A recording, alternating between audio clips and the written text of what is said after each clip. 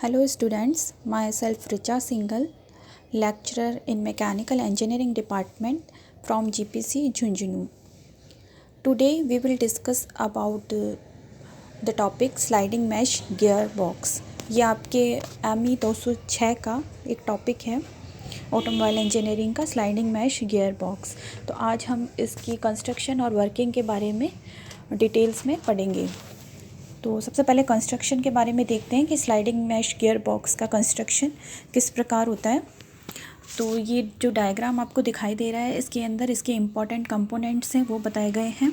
सबसे पहले clutch shaft है।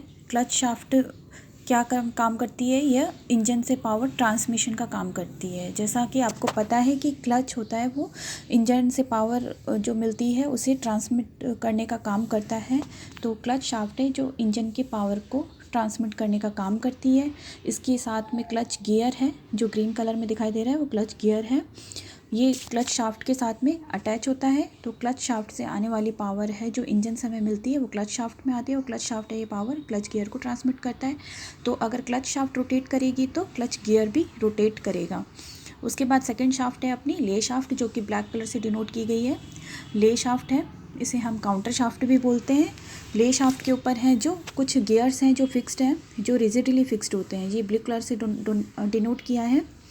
ये रिजिडली फिक्स्ड गियर्स हैं जो ले शाफ्ट के ऊपर फिक्स्ड हैं, ठीक है। उसके बाद में थर्ड शाफ्ट आती है आपकी मेन शाफ्ट। मेन शाफ्ट है, इसे हम आउटपुट शाफ्ट भी कह सकते हैं। तो जो पावर होती है वो हमें डिफरेंशियल पे या रेयर व्हील पे मिलती है, जो मेन शाफ्ट से मिलती है। तो ये आउटपुट शाफ्ट है आपकी। इनपुट शाफ्ट आपकी हो गई क्लच शाफ्ट, और मेन शाफ्ट आपकी आउटपुट शाफ्ट है। इसके ऊपर स्प्लाइंस कट होते हैं, ये आपको ब्लैक कलर की लाइन से डिनोट किया गया है। स्प्लाइंस कट होते हैं, जो स्प्लाइंस इसीलिए कट होते हैं कि इस पर जो गियर्स लगे होते हैं वो मूव कर सकें। इस पे कुछ गियर्स हैं मेन शाफ्ट पे जो लगे हुए हैं, वो स्प्लाइंस के कारण लेफ़्ट और राइट में स्लाइड कर सकते हैं। तो जैसे ही हमें रिक्वायर्ड गियर रेशियो चाहिए होता है, उसके अकॉर्डिंग हम इन गियर्स को लेफ़्ट और राइट में मूव करवा सकते हैं। एक आपका है आइडल गियर जो ऑरेंज कलर में दिखाया गया है। ये जो आपके ले शाफ्ट के ऊपर जो फिक्स्ड गियर्स हैं उसके ऊपर ये आइडल गियर फिक्स है।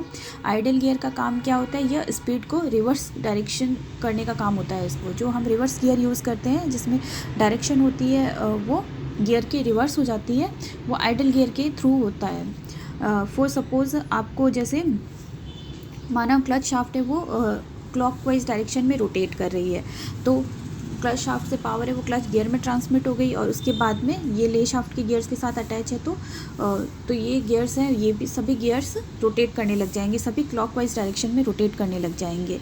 अब अगर हम इनमें से किसी भी गियर को मेन शाफ्ट के गियर्स के साथ में अगर एंगेज करते हैं, तो अगर ये क्लॉकवाइज डायरेक्शन में रोटेट कर रहा है तो मेन शाफ्ट के जो गियर हैं वो एंटी क्लॉकवाइज डायरेक्शन में रोटेट करेंगे। लेकिन अगर हम आइडल गियर की साथ में अटैच करते हैं मेन शाफ्ट के गियर्स को, तो क्या होता है, जो अगर क्लॉकवाइज डायरेक्शन में ले शाफ्ट के गियर रोटेट कर रहे हैं तो जो मेन शाफ्ट का गियर है वो भी क्लॉकवाइज डायरेक्शन में रोटेट करेगा, और इस तरह से मेन शाफ्ट के जो गियर्स रोटेशन जो हमें मिलेगा वो हमें रिवर्स रोटेशन मिलने लगेगा गियर्स का।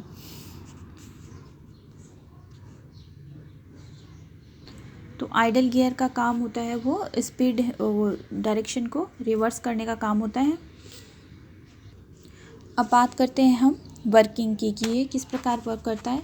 अब अगर हमें फर्स्ट गियर लगाना है, वो सपोज़ हमें फर्स्ट गियर लगाना है, तो जैसे कि आप देख रहे हो कि हम इसे स्प्लाइंस पे जो मेन शाफ्ट पे गियर्स लगे हैं, हम उन्हें स्प्लाइंस के कारण लेफ़्ट और राइट में मूव कर सकते हैं। तो फर्स्ट गियर के लिए हमने जो इस पे मेन शाफ्ट पे जो गियर था, जो सबसे बड़ा वाला गियर था, उसको फर्स्ट गियर लगाने के लिए लेफ़्ट मूव किया। लेफ़्ट मूव करके ये ले शाफ्ट पे लगे हुए गियर के साथ में एंगेज हो गया, और हमें रिक्वायर्ड स्पीड और टॉर्क मिल गया। तो हमें लेस स्पीड और हाई टॉर्क मिल गया फर्स्ट गियर के अंदर।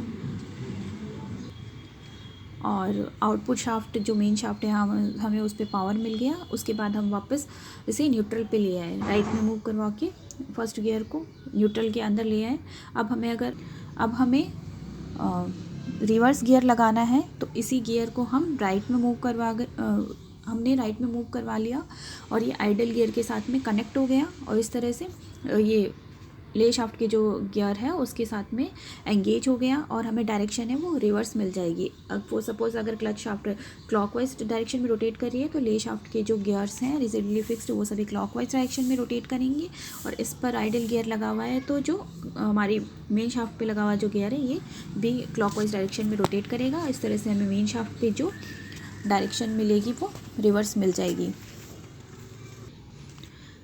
फिर हम वापस इस गियर को न्यूट्रल गियर में ले आए, बीच में लेफ़्ट में मूव करवा के न्यूट्रल गियर में ले आए, और हमें सेकंड गियर चाहिए तो हम सेकंड गियर को लेफ़्ट में मूव करवा के इसे ले शाफ्ट के गियर के साथ में एंगेज कर लिया और हमें सेकंड गियर मिल गया और रिक्वायर्ड स्पीड और टॉर्क मिल गया। स्पीड रेशियो हमने एक्वायर कर लिया।